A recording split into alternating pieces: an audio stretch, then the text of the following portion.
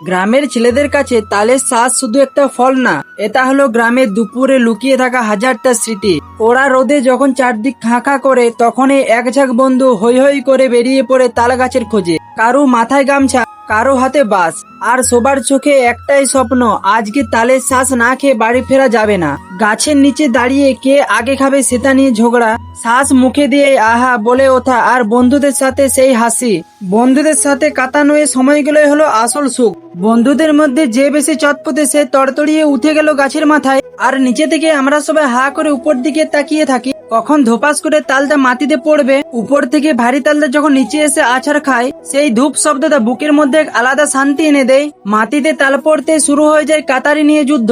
শহরের মতো চামচ দিয়ে মেপে খাওয়া আমাদের ধাতে নেই। কাতারি দিয়ে তালের মাথায় এক কোপে উড়িয়ে দিতে, ভেতর থেকে উকি মারে তিনটি শ্বাস, আঙুল দিয়ে খোঁচা মেরে তালের শ্বাস মুখে নিতে জীবনটা যেন জুড়িয়ে যায়। বন্ধুদের সাথে বসে কাড়াকাড়ি করে তাল খাওয়াতে এক অন্য ধরনের। এই সময়তে তোমরা হাজার হাজার টাকা দিয়েও কখনো কিনতে পারবে না।